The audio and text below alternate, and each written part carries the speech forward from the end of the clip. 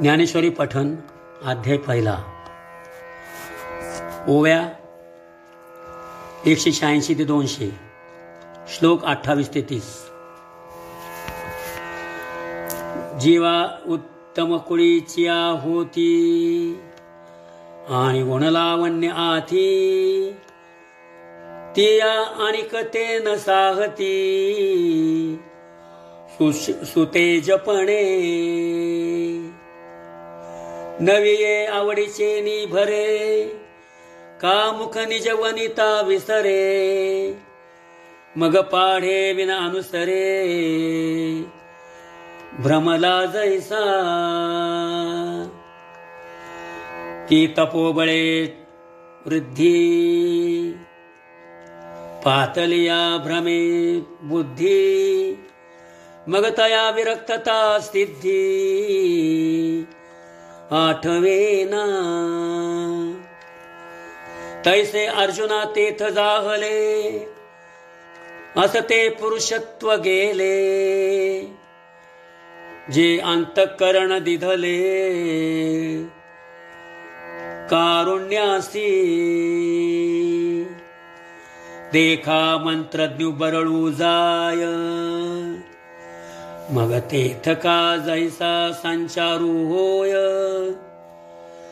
तैसा तो धनुर्धर महामोहे, आकळीला.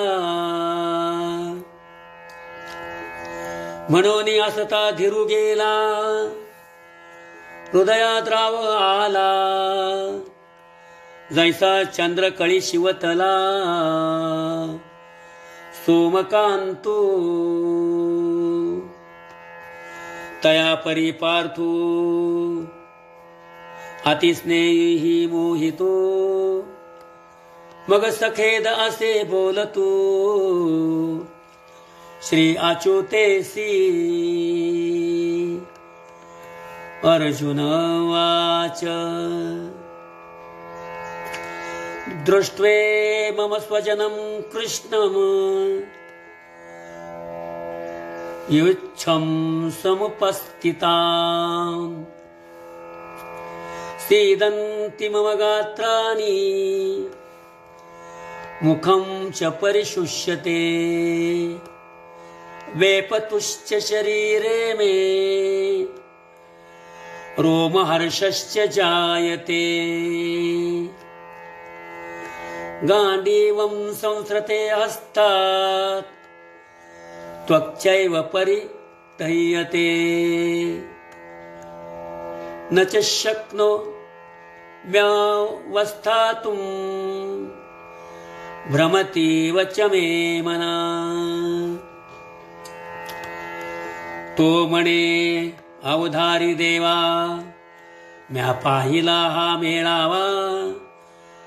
तव गोत्रवर्गू आघवा, देखिला येथ. हे संग्रामी उदित, जाहले असती कीर समस्त. पण आपण पेया उदित उचित, केविहन. येणे नावेची नेणो काही, मज आपण पे सर्वथा नाही. मन बुद्धी ठाई, स्थिर नो हे. देखे देह कापत, तोंडासे कोरडे होत. विकळता उपजत, गात्रसीही. सर्वांगा कांटाळाला, अति संताप उपन्नला. तेथ बेंबळ हातू गेला, गांडीवाचा.